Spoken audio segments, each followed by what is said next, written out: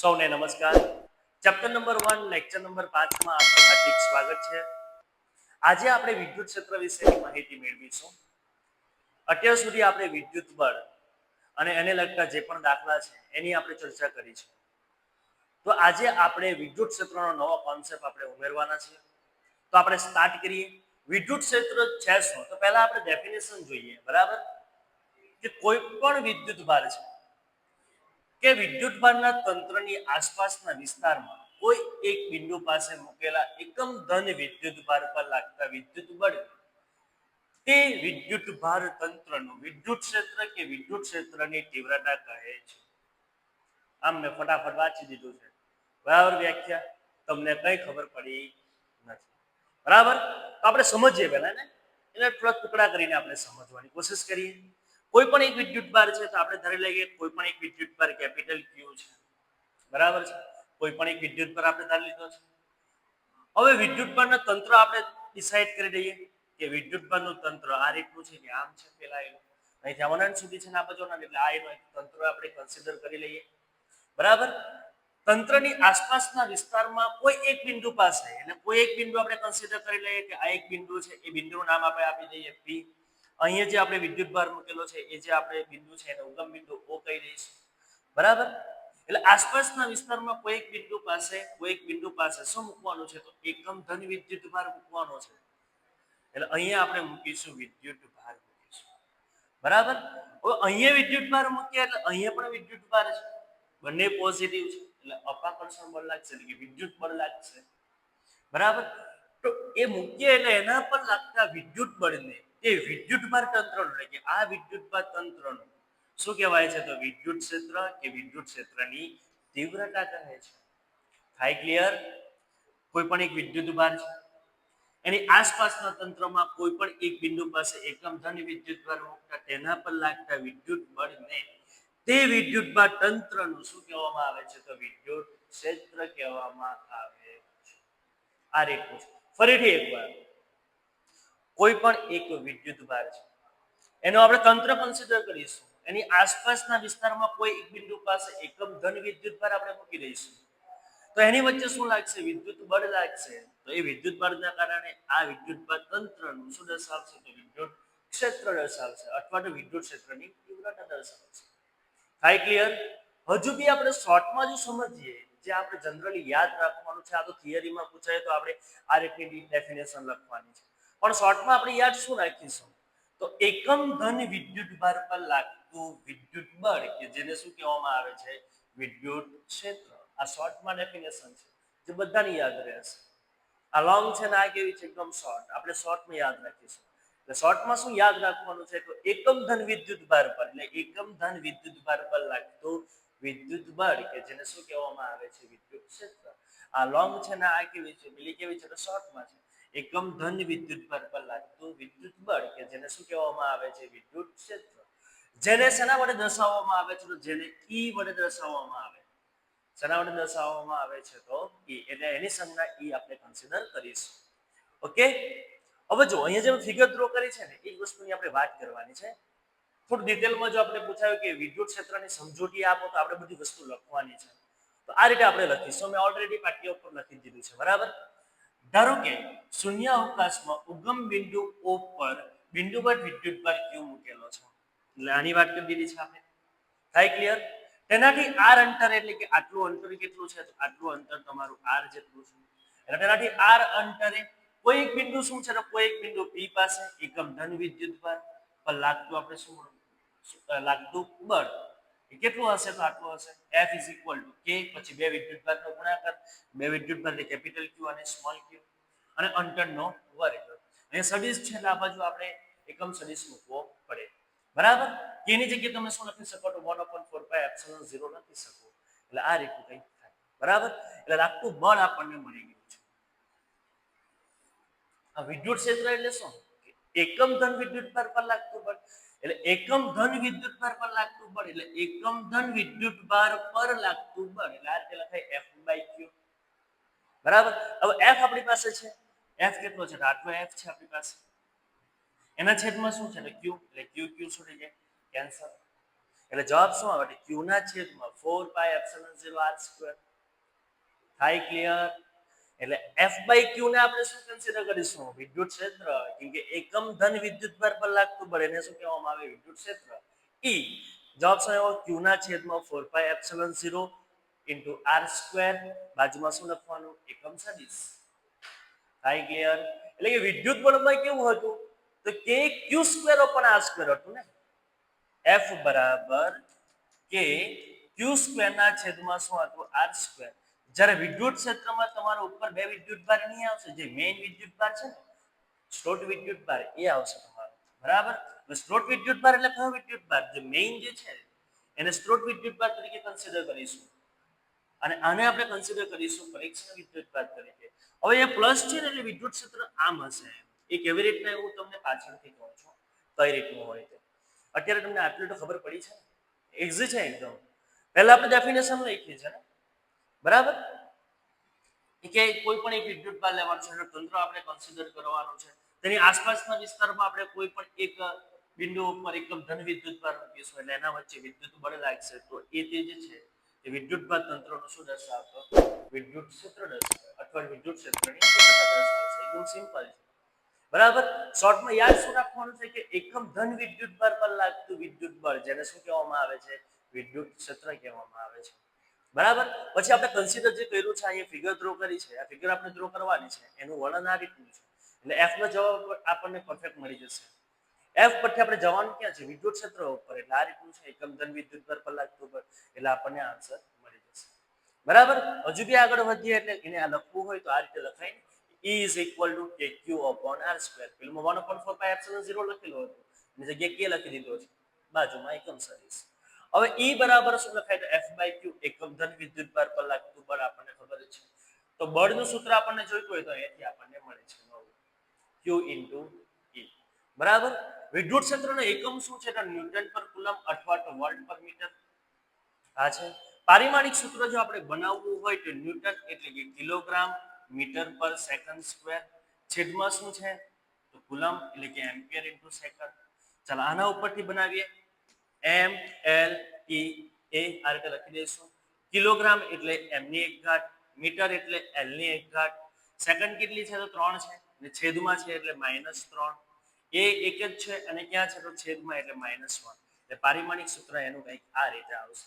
M1 L1 T-3 અને A-1. Clear થાય? Okay. હવે ધન વિદ્યુતભાર હોય તો એનું વિદ્યુત ક્ષેત્ર કઈ તરફ હોય? તો એનું વિદ્યુત ક્ષેત્ર બધું જે બી હશે એ બહાર હશે. બરાબર? માઇનસ હશે તો ક્યાં હશે? તો એ અંદરની તરફ હશે. આ રીતનું કંઈક આપણે ધ્યાનમાં લેવાનું છે. હજુ ડિટેલમાં આપણે જોઈએ એટલે વધારે ખબર પડશે તમને. એટલે વિદ્યુત ક્ષેત્ર એકચ્યુઅલી છે શું? તો એકમ ધન વિદ્યુતભાર પર લાગતું વિદ્યુત બળ કે જેને શું કહેવામાં આવે છે? વિદ્યુત ક્ષેત્ર. એટલે વિદ્યુત ક્ષેત્ર વિશ્વનો તમને કોન્સેપ્ટ જે છે એ ક્લિયર થઈ ગયો હશે. જો ક્લિયર નહીં થયો હોય તો ફરીથી એકવાર રિપીટ કરો, વિડીયોને આગળ લઈ જાઓ અને જુઓ. બરાબર? આગળ વધીએ. વિદ્યુત ક્ષેત્ર રેખાઓ શબ્દો ઘણીવાર વાપરી છે. વિદ્યુત ક્ષેત્ર રેખાઓ છે શું? એમ તો અહીંયા જે વિદ્યુત ક્ષેત્ર હતું ને એનું મેં ચિત્રાત્મક સ્વરૂપ દર્શાવ્યું છે. એટલે ચિત્ર દોર્યા છે અહીંયા. તો આ શું છે? આ તો બધી વિદ્યુત ક્ષેત્ર રેખાઓ છે. આ શું છે? વિદ્યુત ક્ષેત્ર રેખાઓ છે. ડેફિનેશન કઈ આ રીતે લખાય છે? એ કઈ પૂછાવાની છે નથી, પણ આપણને ખબર હોવી જોઈએ. વિદ્યુતભાર કે વિદ્યુતભાર તંત્રથી ઉદ્ભવતા વિદ્યુત ક્ષેત્રનું ચિત્રાત્મક સ્વરૂપ. એટલે ચિત્રાત્મક સ્વરૂપ છે તો એક પ્રકારનું વિદ્યુત ક્ષેત્ર રેખાઓ. ક્લિયર? ઓકે. આગળ વધીએ. એની થોડી વિશેષતાઓ છે. હું ફટાફટ તમને વિશેષતાઓ કહીશ. આપણે બહુ એમાં ટાઈમ પાસ કરવાની જરૂર નથી. આપણે MCQ માટે ઇમ્પોર્ટન્ટ પણ છે, પણ ફટાફટ કરીશું. બરાબર? આ જે છે એ મેઇન વિદ્યુતભાર છે. જે આજે આકૃતિ દોરેલી હતી એ સ્ત્રોત વિદ્યુતભાર છે. અને જ્યાં આગળ આપણે બિંદુ P પાસે જે મૂકેલો છે એ શું છે? તો પરીક્ષણ વિદ્યુતભાર છે. બરાબર છે? હવે વિદ્યુત ક્ષેત્રનું મૂલ્ય કોણ નક્કી કરે? તો વિદ્યુત ક્ષેત્રનું જે મૂલ્ય નક્કી કરે છે તે કોણ નક્કી કરે છે? તો પરીક્ષણ વિદ્યુતભાર નક્કી કરે છે. એટલે વિદ્યુત ક્ષેત્ર કોણ ઉત્પન્ન કરે છે? તો વિદ્યુત ક્ષેત્ર ઉત્પન્ન કરે કોણ કરે છે? તો જે આપણો સ્ત્રોત વિદ્યુતભાર છે એ કરશે. એટલે કે વિદ્યુત ક્ષેત્ર ઉત્પન્ન કરતા વિદ્યુતભાર એને શું કહેવામાં આવે? તો સ્ત્રોત. એટલે કે આ ઉત્પન્ન કરશે અને સ્ત્રોત વિદ્યુતભાર કહીશું. અને પરીક્ષણ વિદ્યુતભાર શું કરે છે? તો એ મૂલ્ય આપે છે. આ આપણા માટે MCQ છે. ઓકે. બીજું આ જો સ્ત્રોત વિદ્યુતભારની નજીક પરીક્ષણ વિદ્યુતભારને મૂકતા વિદ્યુત બળ લાગે છે. આપણને ખબર છે આ બંને પોઝિટિવ છે એટલે કે કેવું થશે એ લોકો બે જ્યારે નજીક આવશે તો એ બેની વચ્ચે શું થાય અપાકર્ષણ થશે. એટલે એનો મિનિંગ કે એને જગ્યા પરથી ખસવાના ચાન્સીસ વધી જાય છે. એટલે આપણે આજે ક્યુ લેવાનો છે ને એ કેવો લેવાનો છે ખૂબ જ નાનો લેવાનો છે જેથી એ પોતાની મૂળ સ્થિતિમાંથી ખસી શકે નહીં. એ રીતની એટલે આપણે કન્ડિશન આપણે લેવાની છે. બરાબર. જો સ્ત્રોત વિદ્યુતભારની નજીક પરીક્ષણ વિદ્યુતભાર મૂકતા વિદ્યુત બળ લાગે છે તેથી સ્ત્રોત વિદ્યુતભાર ખસવાનો પ્રયત્ન કરશે પણ તે ન ખસે તે માટે પરીક્ષણ વિદ્યુતભાર ખૂબ જ સૂક્ષ્મ લેવો જેથી વિદ્યુત બળ સૂક્ષ્મ લાગે અને F/Q નો ગુણોત્તર કેવો રહેતો એ નિશ્ચિત રહે. બરાબર છે. એટલે F/નો ગુણોત્તર તમારો અચળ રહેવો જોઈએ. આ રીતનું કંઈક કન્સિડર કરવાનું છે અને એના માટેનો આ લખેલો છે નીચે. બરાબર. વિદ્યુતભારને 0 ની નજીક લઈ જવાનો છે. આપણે કેવો કરવાનો છે નાનો કરવાનો છે અને આ રીતે કંઈક લખાશે વ્યાખ્યાયિત કરી શકાય છે. ઓકે આગળ વધીએ. વિદ્યુત ક્ષેત્ર એ પરીક્ષણ વિદ્યુતભારથી કેવો છે તો સ્વતંત્ર છે. પરીક્ષણ વિદ્યુતભાર એટલે સ્મોલ q જે હતો આમાં કોઈ પણ જગ્યાએ સ્મોલ q આવતો નથી. અહીંયા સ્ત્રોત વિદ્યુતભાર છે તો પરીક્ષણ વિદ્યુતભાર નથી એટલે એનાથી કેવો છે સ્વતંત્ર. એટલે એનાથી આપણને કંઈ પણ લાગે હોય નહીં. બરાબર. એનાથી આપણને કંઈ પણ ફરક પડશે નહીં. F q × E આપણને ખબર છે. F અને Q એકબીજાના કેવા છે તો સમપ્રમાણમાં છે. એનો મીનિંગ એવું થાય કે આ Q વધે તો F પણ વધે. એટલે F/Q નો ગુણોત્તર કેવો રહે હંમેશા તો અચળ રહેશે. એટલે એના ઉપર આધાર રાખો બંને એકબીજા ઉપર વધે જ છે ને એટલે F/Q જે છે એ કેવો રહે છે તમારો અચળ રહે છે. બરાબર. એટલે F/Q નો ગુણોત્તર Q પર આધાર રાખતો નથી. કેમ કે Q પણ વધે ત્યારે જ પણ F પણ વધે કેમ કે આના પરથી આપણે કહી શકીએ કે એકબીજાના કેવા છે તો એ સમપ્રમાણમાં છે. સમજ પડે છે. ઓકે આગળ વધીએ. આ તમને કીધું એવું કે જ્યારે પ્લસ હોય ત્યારે ચિત્રાત્મક સ્વરૂપ જે વિદ્યુત ક્ષેત્રનું છે એ આપણે બહારની તરફ દર્શાવવાનું છે. વિદ્યુત ક્ષેત્ર બહારની તરફ છે. માઇનસ અત્યારે ક્યાં હોય તો અંદરની તરફ. આ જ લખેલું છે. બરાબર. પછી વિદ્યુત ક્ષેત્ર શેના ઉપર આધાર રાખે છે તો એ અંતર ઉપર આધાર રાખે છે કેમ કે અંતરના વર્ગના વ્યસ્ત પ્રમાણમાં છે.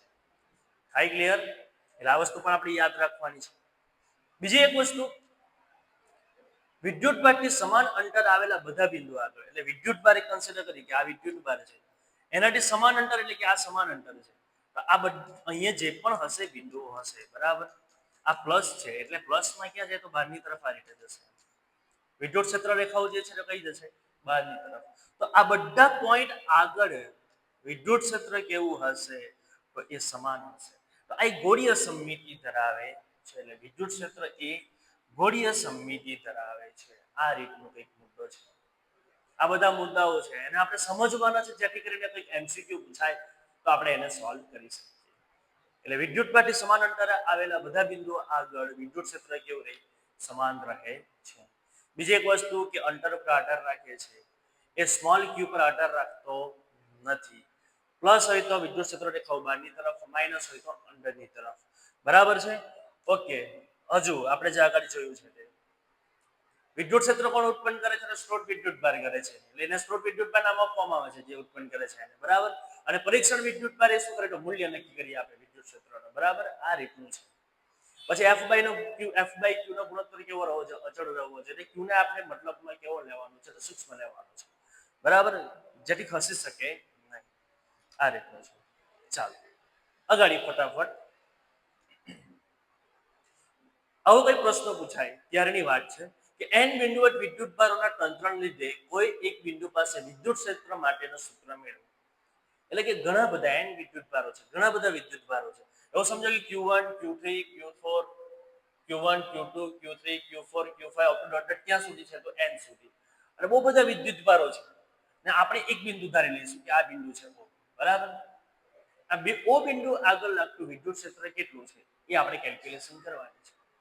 તો જે વિદ્યુતભાર છે ત્યાંથી આપણે O જે બિંદુ છે એને જોડતા આપણે સ્થાન સદિશ ઉતારી લેવાના બધા 1 છે તો અહીંયા આપણે R1P લઈશું. બરાબર. અહીં P બિંદુ આપેલું છે. ઉગમ બિંદુ અહીંયા કન્સિડર કરેલું છે. ઓકે. પછી Q2 થી અહીંયા સુધીનો સ્થાન સદિશ R2P છે R3P R4P આ રીતે. બરાબર. વિદ્યુત અહીંયા પ્લસ પ્લસ છે એટલે વિદ્યુત ક્ષેત્ર રેખાઓ કઈ તરફ જાય બહારની તરફ. એટલે અહીંયાથી આમ સીધું કેવું બહાર તરફ. અહીંયાથી બી કેવું સીધું E3 કઈ તરફ બહારની તરફ. સમજ પડે? આ રીતે કન્સિડર કરવાનો. n સુધીના કન્સિડર કરવાના છે, પણ આપણે 4-5 લીધેલા છે, આપણે ખાલી કેલ્ક્યુલેશનમાં બતાવવાનું છે. ઓકે, જે દોર્યું છે એને આપણે વાક્યના સ્વરૂપે લખીએ તો આકૃતિમાં દર્શાવ્યા મુજબ ઉગમ બિંદુ O ની સાપેક્ષે R1P, R2P up to dot RNP સ્થાન સદિશો અનુક્રમે Q1, Q2 up to dot Qn વિદ્યુતભારોનો વિચાર કરો. આ રીતનું એનું વાક્ય લખાય છે. ચાલો, આ મેઇન વસ્તુ છે. હવે આ બધા આપણે વિદ્યુત ક્ષેત્ર શોધવાના છે ને પછી બધાનો શું કરવાનો? સરવાળો. એટલે આપણને આ બિંદુ આગળ આપણને વિદ્યુત ક્ષેત્ર કેટલું છે એ ખબર પડી જશે. ક્લિયર? ચાલો, Q1 વિદ્યુતભારના લીધે એટલે કે Q1 વિદ્યુતભારના લીધે R1P સ્થાન સદિશ ધરાવતા બિંદુ P પાસે વિદ્યુત ક્ષેત્ર.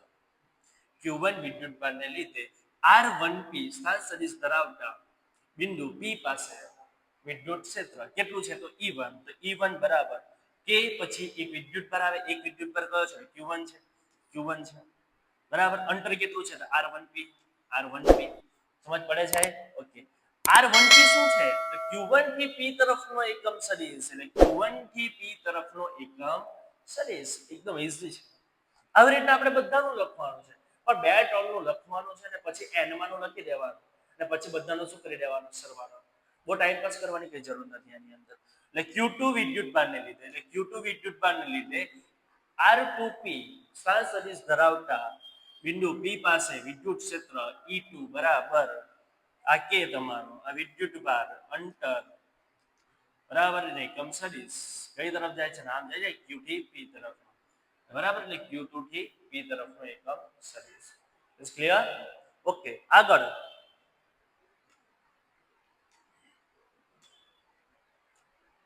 એવી રીતના આપણે બધાનું લખી શકીએ. અમે લખ્યું છે અહીંયા આગળ બધાના શોધી શકાય છે. એટલે P પાસે પરિણામી વિદ્યુત ક્ષેત્ર કેટલું મળે છે તો બધાનો શું કરવાનો છે? આપણે સરવાળો. આ E1 નો જવાબ છે, આ શું છે? તો E2 નો જવાબ છે. અપ ટુ ડોટ કરીને કોનો લખવાનો છે? આપણે n નો લખવાનો છે. બરાબર. હવે આને સમેશનના રૂપમાં લખીએ તો તમે જુઓ તો કોમન વસ્તુ કઈ છે? તો 1/4πε0 કોમન છે એટલે એને કોમન વસ્તુ લખી દીધી. હવે સમેશન કરીને બદલાય શું છે? તો બદલાતું શું છે? તો અહીંયા જો 1 તો 1 નું શું થાય છે? 2 થાય છે. અને ક્યાં સુધી થાય? તો n સુધી થાય છે. અહીંયા બી 1 છે તો અહીંયા શું થાય છે? 2. ક્યાં સુધી? n સુધી. અહીંયા પણ બરાબર. એટલે આ ત્રણ વસ્તુ બદલાય છે. જે બદલાય છે તેને આપણે લખી સુધારી લઈશું. I is equal to બદલાય ક્યાં છે? 1 થી બદલાય છે ક્યાં સુધી? n સુધી. એટલે I is equal to 1 to n. જ્યાં બદલાય છે ત્યાં શું મૂકીશું આપણે? I. એટલે q પછી અહીંયા આગળ I પછી r I p નો વર્ગ r I p કેપ. આ તમારો જવાબ રહેશે. થાય એટલે ઘણા બધા વિદ્યુતભાર આપેલા હોય ને કોઈ એક બિંદુ પાસે આપણને વિદ્યુત ક્ષેત્ર શોધવા ગઈ તો આપણે બધાના ઇન્ડિવિડ્યુઅલ વિદ્યુત ક્ષેત્ર શોધી કાઢવાના અને પછી ત્યારબાદ એમનો શું કરવાનો છે? આપણે સરવાળો કરવાનો છે. પણ મેઇન વસ્તુ એના સ્થાન સદિશો આપણે ધારી લેવાના છે તો જ આપણો જવાબ આવશે.